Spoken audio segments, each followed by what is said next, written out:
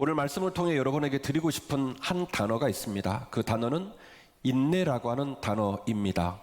오늘 설교가 시작되어서 설교가 마치는 마지막 순간까지 여러분 머릿속에 항상 인내라고 하는 단어를 떠올리시고, 그리고 그 인내라는 단어가 말씀을 통하여 여러분들에게 녹아지시고, 또 그 인내라는 단어에 대한 여러분의 애틋한 마음이 그 안에 담겨져서 우리가 이 어려운 시간들을 하나님의 은혜와 하나님의 지혜로 잘 돌파하고 통과하는 저와 여러분 되었으면 좋겠습니다.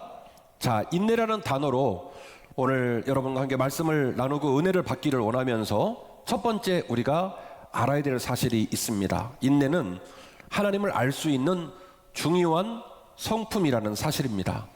성경 66권은 하나님이 어떤 분인지를 기록하고 있기 때문에 성경 66권의 요소에 하나님의 성품을 이야기해주는 본문이 있겠지만, 제가 특별히 인내라는 단어를 여러분에게 소개하면서 여러분에게 꼭 소개하고 싶은 본문에 하나님의 성품이 고스란히 담겨져 있는데요, 그 본문을 정리를 한다면 인내는 하나님을 알 수 있는 가장 중요한 성품이라는 사실입니다.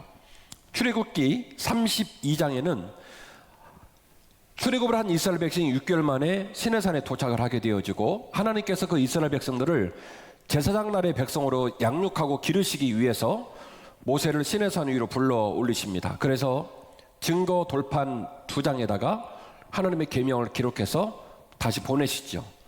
모세가 빛난 광채 속에서 증거 돌판 2개를 들고 내려오는데 40일이라는 그 짧은 기간 동안에 끔찍할 만한 일이 벌어지게 됩니다. 형 아론이 백성들의 청을 받아 금붙이로 금송아지를 만들고 그 금송아지를 가지고 제사를 드리는 말도 안 되는 그 광경을 바라보고 모세가 그 증거 돌판 2개를 던져서 깨버리죠. 그리고 그날 3,000명이 죽습니다. 죽고 그 복되고 아름다운 날이 저주의 날이 되고, 가장 어둡고 가장 치욕스러운 날로, 가장 슬픈 날로 점철되는 사건이 벌어지게 되는데, 하나님께서는 다시 34장에 모세를 시내산으로 불려 올리시면서 돌판 2개 준비해 오라고 얘기합니다. 내가 친히 거기다가 다시 계명을 써주겠다. 그래서 하나님의 한없는 자비하심과 또다시 찾아와 주시고 기회를 주시는 은혜로 모세가 다시 하나님을 배우게 되지요. 모세가 하나님을 다시 배우게 될 때에 하나님께서 모세에게 그냥 돌판을 써주시지 아니하시고 이런 얘기를 해요. 나는 말이다, 얘야, 나는 말이다, 이런 하나님이야, 내가 이런 존재야 라고 스스로 당신의 정체성을 이야기해 주시는데요, 성경은 다음과 같이 기록하고 있습니다. 여호와께서 구름 가운데에서 강림하사 그와 함께 거기 서서 여호와의 이름을 선포하실세. 여호와 이름을 선포하실세. 그 전에 모세가 여호와 이름을 모릅니까? 알지요. 지금 말하고 있는 건 뭐냐면, 네가 알고 있는 하나님, 네가 알고 있는 그 하나님에 대한 더 깊은, 네가 미처 생각지 못한 부분을 내가 강조해서 이야기하는 거야. 귀 담아서 들어. 그리고 간직해. 내가 어떤 존재인지를 내가 너한테 말하려고 하니 지금 말하고자 하는 얘기를 반드시 네가 네 마음에 간직했으면 좋겠다, 이 얘기예요. 이렇게 말씀하십니다. 여호와께서 그의 앞으로 지나가시며 선포하시되 여호와라 여호와라, 자비롭고 은혜롭고 노하기를 더디하고 인자와 진실이 많은 하나님이니라. 인자를 천대까지 베풀며 악과 과실을 죄를 용서하리라. 그러나 벌은 면제하지 아니하고 아버지의 악행을 자손 3, 4대까지 보응하리라. 제가 이전에 주님은 죄를 용서하는 분이시고 용납하는 분이 아니십니다라는 말씀을 드리면서 용서와 용납의 차이를 말씀을 드린 바가 있습니다만은, 하나님께서는 모세에 이렇게 말씀하시는 거예요. 내가 너를 또다시 불러들인 이유가 뭔 줄 아니? 네 눈으로 보았던 그 악의 복판에서 금송아지를 만들고 새긴 우상에 제사를 드리는 그 말도 안 되는 복판 가운데서 너는 차마 그 광경을 감당할 수 없어 법궤를 깨뜨리고 3,000명이 죽고 그 땅이 치욕스러운 땅, 가장 어두운 땅이 되고 말았지만, 내가 너를 또다시 시내산에 불러 올리고 내가 너에게 또다시 기회를 주고 내가 너에게 또다시 계명을 주는 이유가 뭔 줄 아니? 그것은 내 안에 담긴 내 성품이 이러하기 때문이야. 뭐라고 말씀하셨냐면 나는 자비롭고 나는 은혜롭고 나는 노하기를 더디하는 인자와 진실이 많은 하나님이시다. 이렇게 하나님 당신의 성품을 스스로 이야기하셨어요. 하나님이 어떤 분이실까? 우리가 많은 말들로 하나님을 표현할 수 있지만 하나님께서 어떤 분이실까를 생각할 때 하나님은 우리를 끝까지 길이 참으시고 끝까지 찾아오시고 끝까지 용서하시는 인내의 최고봉, 한 단어로 표현한다면 인내의 최고봉을 가지신 자비하시고 은혜로우신 하나님이시더라는 거예요. 이것이 바로 하나님의 성품입니다. 그래서 하나님을 닮고 예수 그리스도의 사랑을 잔뜩 간직한 그 예수님의 고결한 성품, 그것이 곧 하나님의 성품이고 그것이 곧 예수님의 성품이고 그것이 곧 오늘을 살아가는 우리가 답을 내기를 원하고 오늘을 살아가는 우리가 환경을 이기고 시기를 이기고 죄의 속성을 지니는 우리의 속성을 극복하고 그리고 저항하고 끝까지 이 난관을 뚫고 나갈 수 있는 저력, 그 에너지를 말하라고 한다면 우리 하나님의 고결한 성품이라는 거예요. 그게 바로 뭐냐면 인내다, 이렇게 말씀을 드릴 수가 있겠습니다. 그러므로 우리는 인내의 가치에 눈 떠야 할 줄로 믿습니다. 오늘 함께 읽으신 본문의 말씀은 야고보서의 본문을 읽으셨고요, 야고보서의 5장을 읽으셨는데 야고보서는 유감스럽게도 1장부터 5장까지밖에 안 돼요. 그래서 신앙생활 하신 지가 얼마 안 되는 분들은 찾기가 참 난감한 성경인데요, 딱 5장으로 구성이 되어져 있습니다. 야고보서를 기록한 시기는 AD 60년경으로 추정을 하고 있습니다만은 야고보 사도가 순교하기 직전이겠죠. 그런데 가슴 아프게도 이 야고보서가 교회에 발견이 되고 논의가 된 것은 그보다 훨씬 후대인 AD 200년경에 등장을 하게 됩니다. 그리고 카르타고 회의 387년, AD 387년에 신약성경 27권이 정경화되기까지 4세기 말까지 끝내 논란의 대상이 되었던 성경책이 야고보서라는 성경책입니다. 야고보서의 핵심 주제는 뭡니까? 너희들이 믿음이 있다면 그 믿음을 행함으로 보이라. 행함이 없는 믿음은 죽은 믿음이라고 말을 해서 사자성어로 표현한다면 그 이른바 유명한 이행칭의를 강조하고 있는 본문입니다. 따라서 많은 신학자들에게는 비록 정경 27권에 들어와 있기에 야고보서를 버릴 수는 없지만 그러나 야고보서가 말하고 있는 메시지가 사도 바울이 말하고 있는 오직 믿음으로 말미암아 구원을 얻는다는 이신칭의의 복음과 상반됐다는 혐의를 가지고 굉장히 야고보서를 폄훼하는 일들이 많이 있었죠. 예컨대 종교개혁자 중에 루터 같은 경우는 야고보서를 지푸라기 서신이라고 폄하를 한 바가 있습니다. 성경이 있으니까 가르치겠고 성경이 있으니까 독서를 시키겠지만 그러나 내 입장에서는 야고보서라는 성경은 마치 지푸라기 같은 가치 없는 책이다, 이렇게까지 얘기를 한 것이죠. 그러나 성경을 통전적으로 해석하고 그리고 성경을 깊이 연구하고 있는 신학자들과 목회자들은 야고보서는 이신칭의의 믿음이 구원을 이루는 마지막 단계에 이르기까지 매우 중요한 역할을 한다고 해석하고 있고 저도 그렇게 믿고 있습니다. 이행칭의를 강조한 야고보서의 메시지는 이신칭의가 아니라 행함으로 구원을 얻는다는 것을 가르치는 본문이 아니라 구원은 예수 그리스도를 믿음으로 말미암아 구원을 얻지만 그 구원을 완성시켜 나가는 데 있어서 믿음의 실행적인 차원에 있어서 믿음을 행하고 믿음을 성숙하게 끌고 가는 모습이 얼마나 중요한지 상호 보완적인 위치를 갖고 있다고 해석하고 있는 거죠. 야고보 얘기를 좀 더 할게요. 야고보서의 저자는 예수님의 바로 밑에 동생 야고보로 추정을 하고 있습니다. 그 야고보는 태어났을 때부터 부모님이 성별되게 구분을 해서 술을 먹지 않았고 생고기를 먹지 않고 머리에 삭도를 대지 않고 눈만 뜨면 성전 가서 살았답니다. 그래서 초대교회 문헌에 따르면 초대교회 사람들이 보았던 야고보 사도의 무릎은 사람 무릎 같지 않고 이른바 낙타의 무릎 같아서 그 낙타의 무릎의 기원이 야고보 사도예요. 얼마나 성전에서 무릎을 꿇고 살았는지 야고보 사도의 무릎은 마치 사람 무릎 같지 않고 낙타의 무릎 같았다 이렇게 이야기를 했다는 거죠. 후에 그는 예루살렘 교회 담임 목사님의 역할을 감당하면서 초대교회를 이끌어가는 모든 일들에 매우 중요한 일들을 처리하는 수장의 역할을 감당을 했던 정말 초대교회의 좋은 리더 한 분입니다. 이 야고보가 야고보서라는 성경을 통해서 성도들에게 이야기하는 거예요. 우리의 믿음은 아직 우리가 단박에 예수 그리스도를 믿음으로 말미암아 구원의 신분을 얻었지만 그 믿음이 아직 완성되지 않고 현재 진행형 일진데, 우리가 생의 마지막 날 주님을 만날 때까지 우리가 믿음의 길을 완주하고 그 믿음을 온전히 이루기 위하여 행함이 있는 믿음이 너무너무 중요하다, 이 사실을 강조하고 있는 것입니다. 자, 그런 맥락에서 야고보는 다음과 같이 말을 합니다.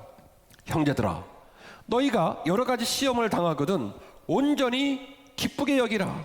이는 너희 믿음의 시련이 인내를 만들어내는 줄 너희가 알미니라.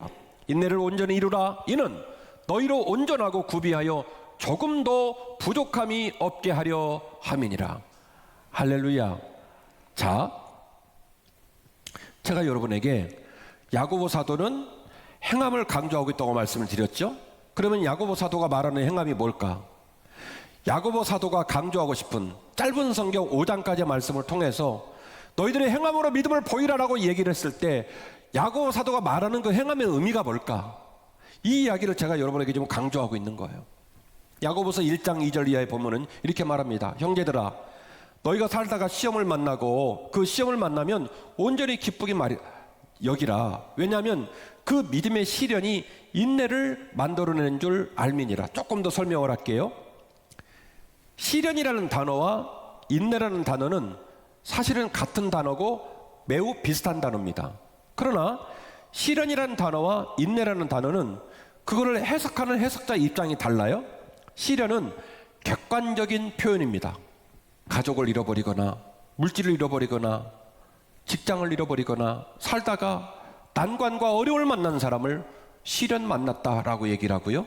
그리고 인내는 뭐냐면 지극히 주관적인 표현인데 그 시련을 만난 사람이 내 인생이 망가졌다, 갑자기 길 걸어가다 벼락 맞았다, 정말 살기 싫다, 이렇게 말을 하는 게 아니라 내가 이 시련을 마땅한 일로 여기고 이 시련을 감당해내고 끝내 내가 내 믿음의 길을 완주하겠다라고 자기의 의지를 밝히면 그 시련의 표현이 뭘로 바뀌냐면 인내로 바뀌게 됩니다. 그래서 시련은 객관적인 표현이라면 인내는 매우 주관적인 표현인데, 야고보 사도는 이렇게 말하는 거예요. 너희들이 인생의 길을 걸어가다가 여러 가지 시험을 만나면 기쁘게 여기라. 왜냐하면 믿음의 시련은 인내를 만들어내기 때문이다. 이렇게 해석을 하는 겁니다. 너희 안에 진짜 믿음이 있다면, 너희 안에서 하나님이 지금도 일하고 계시다면 시험과 시련이 너희를 살다가 힘들게 하고 어렵게 하는 날이 온다 할지라도 너희는 그 시험과 시련을 인내로 바꾸어서 표현할 힘이 생기고, 그리고 그 인내를 통하여 넉넉히 시련과 인내의 강을 건널 것이기 때문에 온전히 기쁘게 여기라고 야고보 사도는 이야기하고 있는 겁니다. 다시 말씀을 드리면 야고보에서 말하고 있는 너희 믿음의 행위를 보이라, 너희 믿음의 행동을 보이라. 행함이 없는 믿음은 죽은 믿음이라고 말을 했을 때 도대체 행한다는 말이 뭘까? 인생을 살아가면서 시련을 만날 수 있다, 고난을 만날 수 있다, 올 수 있다. 그러나 그 모든 것들 가운데 믿음을 작동시켜서 그 시련을 재해석하고 그 고난을 재해석하고 그 시련과 고난을 내가 인내로 감당하겠다는 마음을 먹으면 그게 바로 뭐냐면 믿음의 행함이 된다는 거예요. 그래서 오늘 본문의 말씀을 통하여 야고보 사도는 우리에게 이 시험의 가치, 인내의 가치를 세 가지로 표현을 하고 있습니다. 몇 가지요? 세 가지. 첫 번째 인내의 가치는 시기의 가치예요. 뭐라고요? 시기의 가치. 그러므로 형제들아, 주께서 강림하실 때까지 길이 참으라. 보라, 농부가 땅에서 나는 귀한 열매를 바라고 길이 참아 이른 비와 늦은 비를 기다리나니 너희도 길이 참고 마음을 굳건하게 하라. 주의 강림이 가까우니라. 형제들아 서로 원망하지 말라. 그리하여야 심판을 면하리라. 보라, 심판주가 문 밖에 서 계시니라. 아멘. 야고보 사도는 말합니다. 너희들이 인생을 걸어가다가 시험을 만나고 시련을 만나 힘이 들지만 너희들이 그 모든 것들을 인내로 잘 감당해내기를 원하는데 실망하지 말 것은, 마치 하나님 아버지를 사랑하고 주님의 강림의 날을 기다리는 삶은, 예를 어떻게 들었냐면, 농부가 씨를 땅에 심고 그가 열매를 거두기까지 그 세월을 마땅한 인내의 세월로 여기는 것처럼, 때가 되면, 시기가 되면 30배, 60배, 100배 열매를 맺는 시기, 그 때가 반드시 올지니 그 농부의 소망을 예로 드니 그 농부의 마음을 헤아려서 너희도 주의 강림을 예비하고 주의 강림을 바라며 믿음의 길을 걸어갈 때 그 시기를 향한 소망을 품고 오늘의 삶을 인내로 잘 경주하라는 거예요. 그래서 인내의 가치 첫 번째는 시기의 가치가 있다, 이 얘기죠. 이어지는 본문입니다. 형제들아, 주의 이름으로 말한 선지자들을 고난과 오래 참음의 본으로 삼으라. 야고보 사도는 우리들이 인내해야 될 이유를 선지자들을 바라보면서도 인내해야 된다고 예를 들었어. 우리가 그동안 보았던 엘리야, 엘리사, 에레미야, 하박국 선지자, 말라기 선지자, 오바다, 너무나 많은 분들을 소개받았잖아요. 그 모든 사람의 선지자들 눈에는 항상 눈물이 가시지를 않았어요. 선지자들의 삶이 그처럼 힘들고 어렵고 고난 중에 있었지만 그 선지자들은 하나님이 그들에게 주신 사명을 붙들고 그 인내와 고난의 세월을 끝까지 잘 완주를 한 겁니다. 그래서 인내에는, 고난에는 무슨 가치가 있냐면 사명의 가치가 있다는 거죠. 이어지는 본문입니다. 보라, 인내하는 자를 우리가 복되다 하나니 너희가 욥의 인내를 들었고 주께서 주신 결말을 보았거니와 주는 가장 자비하시고 긍휼히 여기시는 이시니라. 야고보 사도는 인내의 가치를 말하면서 마지막으로 누구를 인용하고 있냐면 욥이라고 하는 인물을 등장을 시키면서 욥이 그랬던 것처럼 너희도 반드시 그렇게 믿음의 길을 걸어내기를 원한다는 거예요. 도대체 무슨 의미로, 어떤 차원에서 욥을 인내의 모델로서 인용을 한 것일까요? 욥기 23장 10절 말씀에 이런 내용이 기록되어 있습니다. 그러나 내가 가는 길을 그가 아시나니 그가 나를 단련하신 후에는 내가 순금같이 되어 나오리라. 그가 나를 단련하신다는 얘기는 추정하는 거예요, 확신하는 거예요. 추정하는 거죠. 왜냐하면 선행구절에 답이 있어요. 사방팔방 어디를 가봐도 그분이 나를 만나주지 않기 때문에 결국 욥은 자신의 상황을 해석할 수밖에 없는 입장이에요. 왜냐하면 안 만나주니까. 그래서 그가 뭐라고 추정을 하냐면, 만일 오늘 내가 겪고 있는 이 고난이 그가 나를 혹시 단련하시는 것이라고 한다면, 그렇게 추정한다고 한다면 나는 그분이 내게 허락하신 이 단련을 마땅한 일로 여기고 당당하게 감당하고 뭐 되어 나올 것이다? 순금되어 나올 것이다. 이게 바로 욥의 신앙이고 욥의 신뢰예요. 말씀을 정리합니다. 그러므로 우리는 이 어려운 삶의 자리에 복판에서 인내의 가치에 눈 뜨고 하나님의 성품으로 끝까지 승리해야 할 줄로 믿습니다. 찰스 코어만이라고 하는 곤충학자가 있는데 이 찰스 코어만 박사의 전공 분야는 나비를 연구하는 것이었답니다. 수많은 나비를 연구하는 중에 찰스 코어만의 전기에 따르면 그가 충격을 받았던 이야기가, 에피소드가 기록이 되어져 있는데, 이 찰스 코어만 박사가 이 나비 애벌레가 우하는 과정을 지켜보면서 고치 안에 들어있는 이 애벌레가 언제나 나올까, 오늘 나올까, 내일 나올까 싶은데 이 고치 안에 들어있던 애벌레가 조그만 구멍을 내는데 그 구멍으로 보이더라는 거예요. 더듬이가 보이고 움직이면 이 애벌레 얼굴도 보이고, 그래서 날마다 찾아가서 이제 나오나 저제 나오나, 그런데 꿈틀꿈틀거리고 막 요동을 치는데 이 구멍이 커지질 않고 이 아이가 못 나오는 거예요. 그래서 찰스 코먼 박사가 보다 못해서 어느 날 핀셋을 들고 가서 그 고치 구멍을 크게 뚫어버렸습니다. 못 나오니까 나오게 해주려고. 아니나 다를까 이 나비 여벨라가 그 뚫어주는 은혜를 입어서 바깥으로 나오게 됐다는 거예요. 그런데요, 기가 막힌 일이 벌어졌어요. 나비의 성체로 모든 게 다 준비됐는데 뭐가 아직 다 못 자랐냐면 날개가 못 자란 거예요. 그래서 그 아름다운 나비가 창고를 향해 쫙 날아가는 모습을 봐야 될 나비가 땅바닥에 뒹굴어 다니면서 몸부림을 쳐도 날리지 못하는 모습을 보면서 이 찰스 코먼 박사가 내가 자연의 섭리를 거스리고 큰 실수를 저질렀다는 것을 깨달아서 에피소드로 기록한 내용이 있습니다. 사랑하는 성도 여러분, 아마도 우리의 세월은 나비 애벌레가 고추 속에서 그 고치 안에서 그가 창공을 향해 날아갈 날을 준비하고 있는 것처럼 아마도 기다림과 인내의 총량을 쌓아가는 시간이 아닌가 생각이 듭니다. 우리 생각에는 누군가가 이 고치를 찢어줘 버리면 얼마나 편할까 싶지만 그거는 은혜가 아니에요. 인내의 총량을 채우고 그리고 충분히 준비되어졌을 때 하늘을 향해 마음껏 날아가게 될 줄로 믿는 것입니다. 우리는요, 너무나 많이 변한 것 같아요. 너무나 멀리 왔으며 너무나 세속적이 되고 말았습니다. 기다림을 너무너무 싫어해요. 아무도 기다리려고 하지 않습니다.